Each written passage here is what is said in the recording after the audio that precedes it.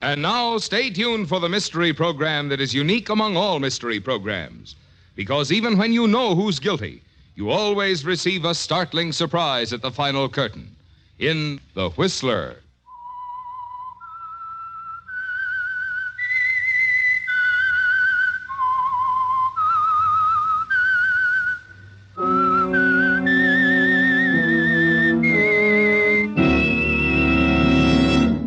I am the Whistler, and I know many things, for I walk by night. I know many strange tales hidden in the hearts of men and women who have stepped into the shadows. Yes, I know the nameless terrors of which they dare not speak.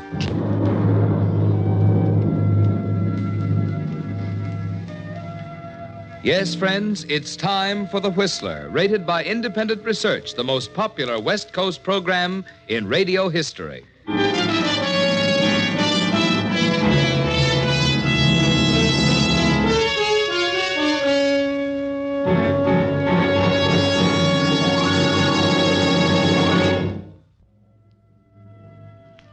And now, The Whistler's strange story.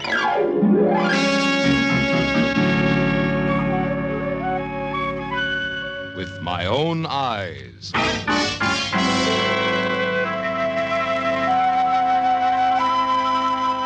Although it was past 4, the Florida sun was hot and blinding. And Christine wished for the 20th time she hadn't left her dark glasses back at the hotel. She wished, too, that she weren't so tired of walking, that the New York doctor who had prescribed a rest for her had had sense enough not to recommend Florida at the height of the winter season. And she wished fervently that somewhere in Crescent Bay she'd find a place to live at something less than $20 a day. It was despondency more than anything else that made her stop before the big house with a tall white wall around it, look down the walk to the door, and decide to give it a try. It was a big house. There must be extra rooms, and they couldn't do more than say no. Yes? Well, I'm sorry to bother you, but I was hoping you could help me. You see, my doctor has ordered me here for my health. I arrived day before yesterday, Come in, and please. What did you say? Come in. Oh, thank you. This way. My name's Christine McKay. I'm staying at the hotel now, but I really can't afford to stay there any longer, and Oh, sorry. I didn't see that chair. It's so bright outside, and it's so dark in here. Oh, never mind that. Come over here and sit down. Thank you. Now, have you decided where you want to stay? Decided? Well, this is an older house, but I think you'll be comfortable. I could let you have that room at the top of the stairs. It has its own private bath. You mean that I... And there's an acre or so of garden inside the wall and a summer house. I'm sure you'd be happy here. Wait a minute. You mean I can have the room? Well, I want you to take it. I'm a little lonely here, and, well, I'd like to have someone around. What about the rent? Well, would $10 be too much? $10 a week? Well, let's make it $7.50. Is that all right? It's wonderful. You'll take the room, then? Of course. You don't know what this means to me, Mrs... Drake. Drake. Mrs. Henry Drake. Here. Now, I want you to move in right away. Tonight. Here's the key, and I'll write down the address so you'll be sure to find the house again. Now, let's see. Oh, here's a piece of paper. 1220 Biscayne Road. There you are. Thank you, Mrs. Drake. Thank you so much. Now, you run along and get your things. When can you come back? Well, I've an awful lot to do in town. I may be late. Well, you can let yourself in with your key and go right up to your room on the left at the head of the stairs. But you will be here tonight. Of course, Mrs. Drake. I'll be here tonight.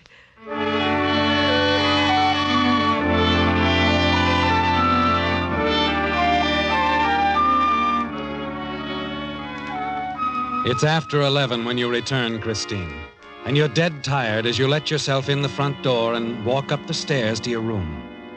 You're glad the family, if there is one, is asleep, that there'll be no introductions and polite conversation to keep you from bed. And it's a lovely bed, a lovely room, much nicer than anything you'd expected. As you undress, you make a mental note to remember Mrs. Drake in your prayers tomorrow night, when you're not so tired. And 10 minutes later, you're asleep.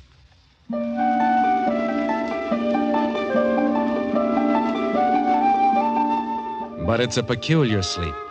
Blackness at first and complete rest.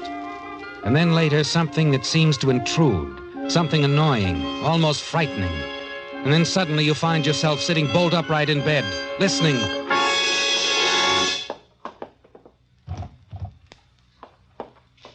For some reason, you're trembling as you get out of bed. Walk to the door and open it a crack.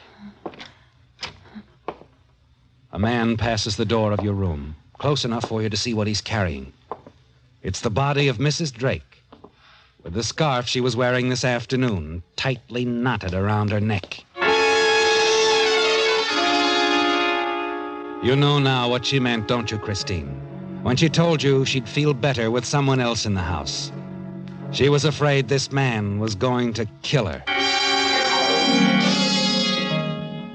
You can hear his footsteps on the boardwalk outside, in the garden. And rather than take a chance on facing him somewhere down there in the darkness, you decide to lock yourself in your room and wait until morning. You turn the key in the lock, and a few minutes later you hear his steps on the boardwalk again, coming back to the house.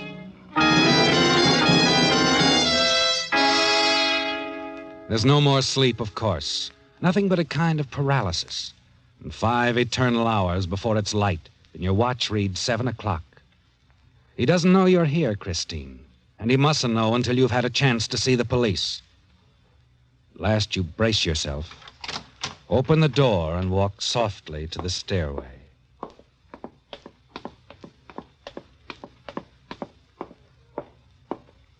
I beg your pardon. Did I frighten you? Well, I'm sorry, but you see, you frightened me, too. I didn't know I had a visitor.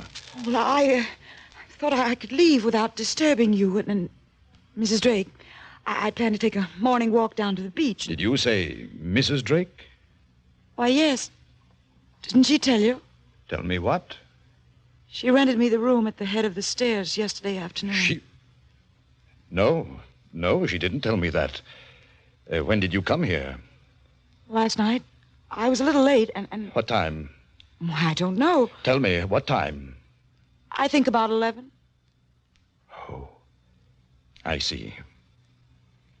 If you don't mind, Wait a minute. Why did you come to this house? Well, I came to Florida for my health. Health? What's wrong with you? Nerves mostly. I need a rest. Oh, nerves. Did you sleep well last night? Fairly well. Oh, good. There's nothing like sleep for a case of nerves. Now, if you don't mind... No, don't go. Let me fix you some breakfast. What about it? I think I'd better go. Ridiculous going off without breakfast. Just a cup of coffee. Please. I won't take no for an answer. I insist. Why are you looking at me like that? You don't intend to let me go, do you? What? Oh, don't be silly now. There's no point in bluffing any longer. Why don't you have Mrs. Drake fix us some breakfast? Yes, I suppose I shouldn't bluff any longer. You're in a pretty bad way, young lady. You see, that's why I asked you about your illness. Nerves do funny things. What do you mean? My wife isn't here. She's been in Fort Lauderdale for a week. I'm at a loss as to how you got in and where you got the amazing idea that she rented a room to you. I saw you last night, walking down the hall, carrying her body in your arms with the scarf. Well, you do need a rest, don't you? A nightmare like that is... Tell me it was a nightmare. I saw it with my own eyes. My dear, easy now. You let me go. Of course I'll let you go. As a matter of fact, I want you to go. You mean that... Well, how do you think it looks for a man to have a pretty girl in the house with his wife out of town? I've got a reputation, you know. Now, you run upstairs and get your things. And if you insist on leaving without breakfast, I'm afraid I can't drive you to where you're going. You'll have to call a taxi. And, a word of advice, my dear. Take care of yourself. Will you? You do need a rest.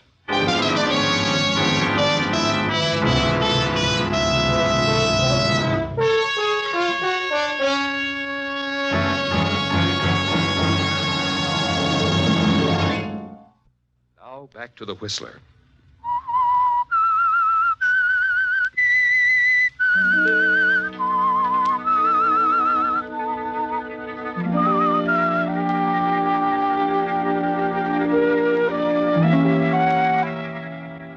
Yes, Chris, you saw it with your own eyes.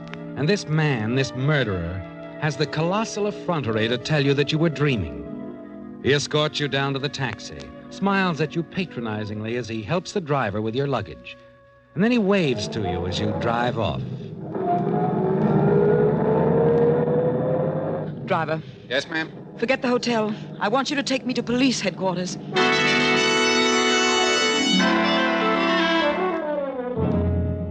It all fits, doesn't it, Chris? The strangeness in Mrs. Drake's manner when she rented you the room yesterday was fear. She knew this man was going to kill her. But it's tragic that she didn't know how soon it would happen. You know exactly what you're going to say when you get to police headquarters. And an hour later, you're talking to the desk sergeant. 2 a.m. that a noise awakened me. I went to the door, opened it just in time to see him walk past, carrying the body of this woman, his wife, I think. She was strangled with a scarf. Where'd this happen? 1220 Biscayne Road. What was that? 1220 Biscayne Road. Oh, wait a minute, lady. You must have that wrong. What was the woman's name? Mrs. Henry Drake. Do you know what you're saying? I've made it plain enough. He's a murderer. I want you to arrest him. Oh, wait a minute. I'm tired of waiting. I waited outside for half an hour to get in here. Take me to the chief of police or whoever your superior is. I'll do better than that, lady, I will. I'll take you in to see the commissioner. Come on.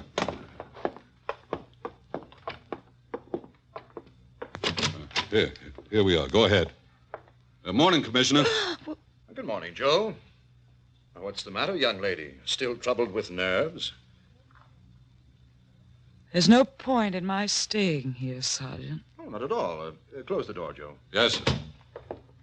My name is Henry Drake, young lady. I'm police commissioner here in Crescent Bay. Commissioner, she was telling me some yarn about... Yes, I know, Joe. She told it to me about an hour ago. It wasn't a yarn. It was the truth, and you know it. Now, if you'll excuse me, I'll find someone who'll do something about it. Just a minute now. I've tried to be lenient with you because I know you're not well. I want to convince you, however, that you are making a very serious charge. I'm quite aware of that. Very well. Joe? Yes, Commissioner. Call in Chief of Police Norton and Captain Evans of Homicide. If this lady is going to tell her story, I think she should tell it to the proper people.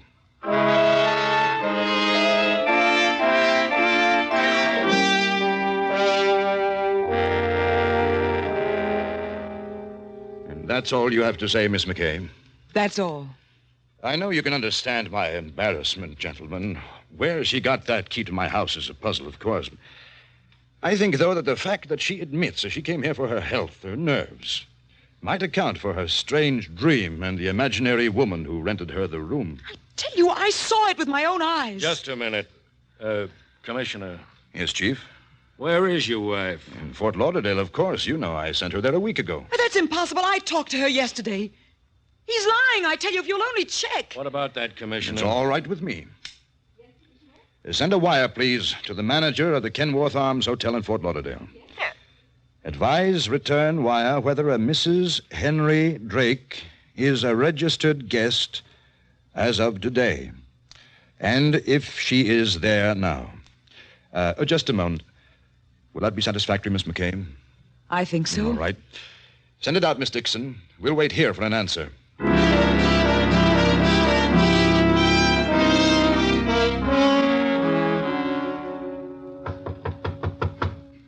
Come in. Here's the answer to that wire, Mr. Drake. Oh, good. Let's see.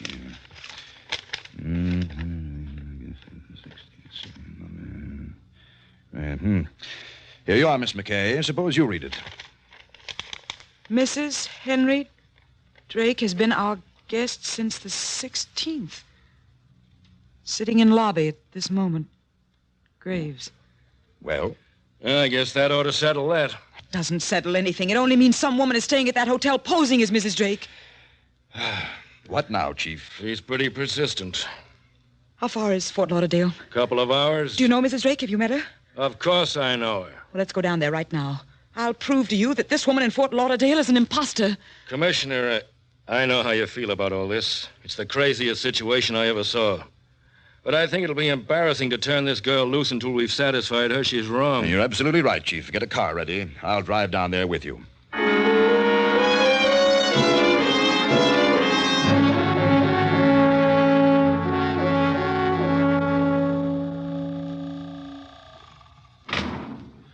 third floor. She's in 314 down to your right. Thank you. I hope this will satisfy you, Miss McKay. It will. You'll admit it all a bad dream if my wife is in this room? I'll tell you after I see her. Here we are, 314. Yes? It's Henry, darling. Henry, what on earth? Oh, It's a long story, I'm afraid. Come in, please. You know Chief Norton, my dear, and this is Miss McKay. Well, Henry, is something wrong? Oh, I'm sorry. Henry sent me here for a rest, you know. I'm afraid I'm not being very hospitable. We don't want to upset you, darling, but Miss McKay seems to have two very persistent ideas. One, that you rented the room at the top of the stairs to her yesterday afternoon, and two, that I strangled you with a silk scarf at 2 o'clock this morning. Oh, no. Why, Henry, I don't understand. Don't look at me, my dear. I don't understand it either. We're sorry to bother you, Mrs. Drake. We felt we had to clear it up in the lady's mind before we turned her loose. Of course. Yes, of course.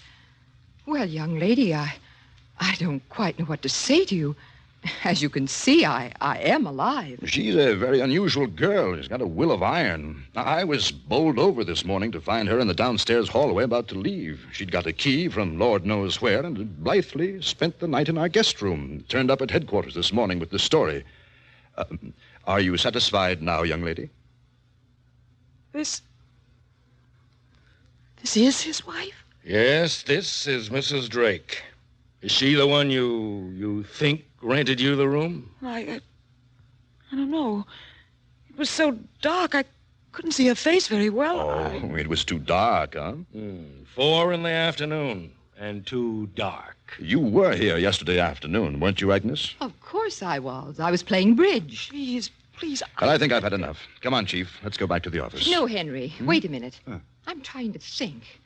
You don't really know this girl, Henry? Agnes, of course I don't know her. I see. I wonder, perhaps this could be the election. Isn't it coming up next month? Yes, but what's that got to do with it? Well, couldn't it be that she's part of some sort of plot to discredit you, make you lose that election? Oh, listen, Mrs. Drake, believe me, please. I believe that's what you're up to, young lady. This whole fantastic story is a plot against my husband. Henry, I'm coming back to Crescent Bay. I'm not going to leave you alone up there another minute. Oh, no. See here, Agnes, that won't be necessary. But I want to, Henry. I want to come back. I want to help you. But your rest, Agnes. We decided you'd stay here at least from the 16th to the 28th. Your rest is important, remember? I know, Please. dear, but... Please, all of you, I'll forget about it. I'll admit I'm wrong. Just, please, take me back to the hotel.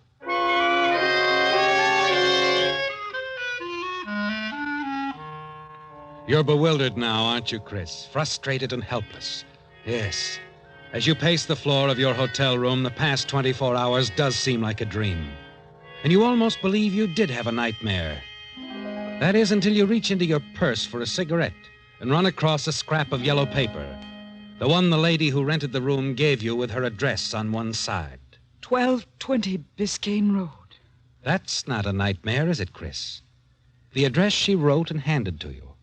Slowly you turn the torn scrap of yellow paper over. It's the top part of a telegram, the printed Western Union heading and part of the line of code letters. A telegram, Chris. A long chance, but it's worth investigating. This telegram might shed some light on your bewildering situation.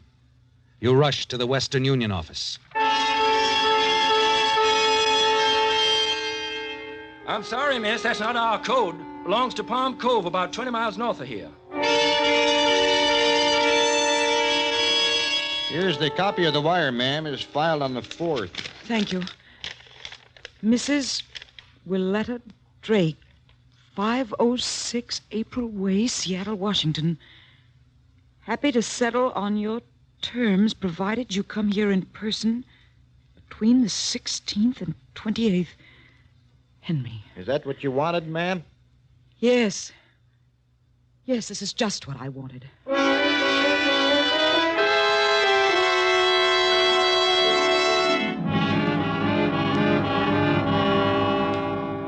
Now, wait a minute, Miss McKay. Listen to me, will you, Sergeant? I've got to see the chief. They told me he was down here working tonight. You can't see him. That's all there is to it. I've got proof, this telegram. Sure. You had proof this morning, too, you did.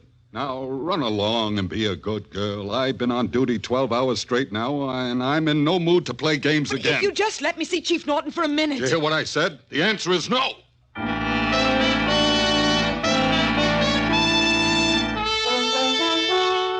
You're sure you're right now, aren't you, Chris? There were two Mrs. Drakes.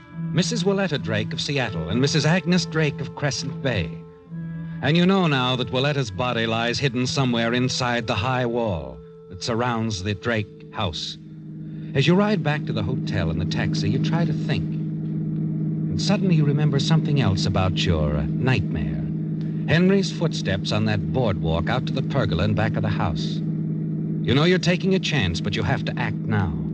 Tomorrow might be too late. Driver. Yes, sir? I've changed my mind. Take me to 1220 Biscayne Road.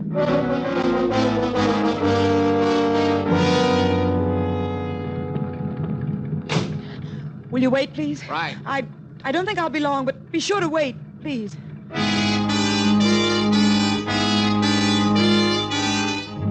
The house is dark as you walk through the garden past it and out to the boardwalk in the pergola.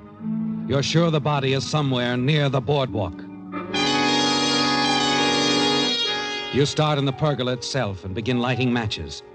There's nothing under the window seats, no signs of fresh dirt in the shrubbery around it. In the tangle of bougainvillea climbing over the summer house, in the rose beds, the tool shed, the hothouse, the shallow ornamental well next to the boardwalk. 10 minutes pass. The matches are gone now, and you've found nothing. Not a sign. There's nothing to do but go back.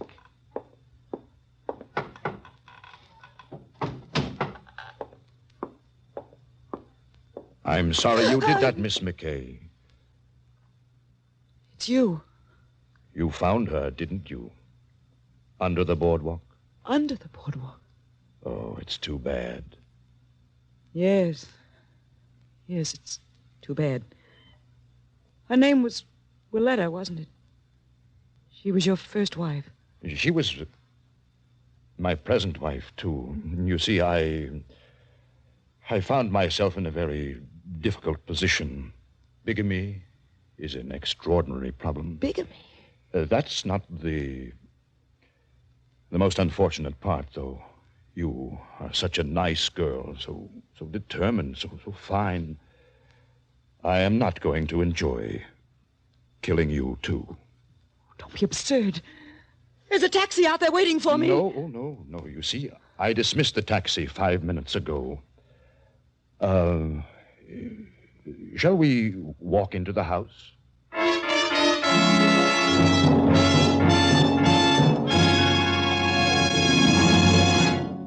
The Whistler will return in just a moment with the strange ending to tonight's story. And now back to the Whistler.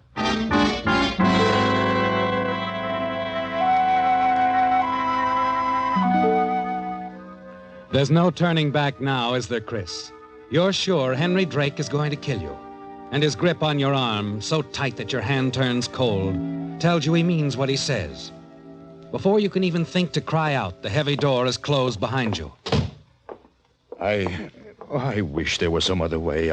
I knew I'd have to kill you sooner or later when you told me you'd been in the house all night. Please listen to me. I knew then that you had seen it. You couldn't help seeing it. There was a struggle, and Willetta cried out. Oh, I'd hoped I could bluff you out of it down at headquarters. Not for my sake, believe me. It was for yours. I didn't want to kill you, too. But now I have to. Let go of me. You'll never cover it up this way. Please don't. I thought so. I thought I'd find you two together. Agnes, you shouldn't have come. I told you not to. I know, Henry. And now I see why. Please, Agnes, you don't understand. I understand more than you know, Henry. Do you think I'm blind? I've known for a long time that there was another woman in your life. When you insisted that I go to Fort Lauderdale for a while, I knew why you wanted me out of the way. So that you and this woman... Oh, no, Mrs. Drake, you're wrong. I don't want to hear anything you have to say. Agnes, you're so very wrong. You're upset. You don't know what Yes, you're Henry, I am upset. But I'm not wrong. I know what I'm doing. No, Agnes, no, not a gun. You've humiliated me long enough, Henry. I didn't want to embarrass either of us before Chief Norton. That story, that trumped-up, thinly veiled story the two of you brought with you to Fort Lauderdale.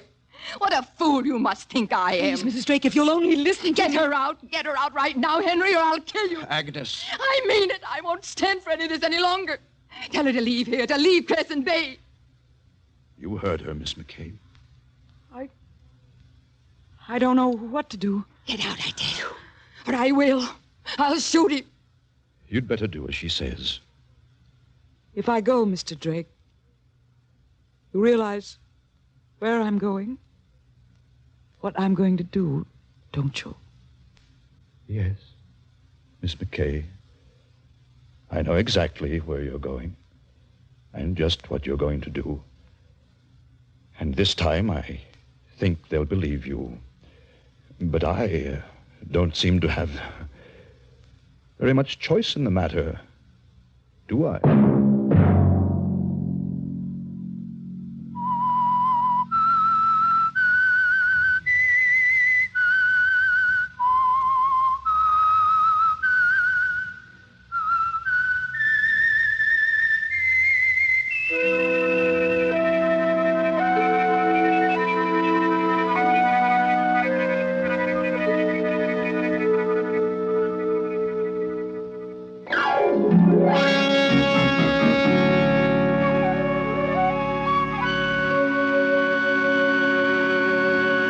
All music for The Whistler, composed and conducted by Wilbur Hatch, and is the property of Herman Music Incorporated, ASCAP, Hollywood, California.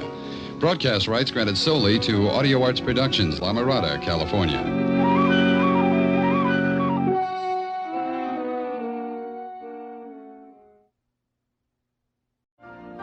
You've been listening to the OTR Gold Network. Find more classic radio at otrgold.com.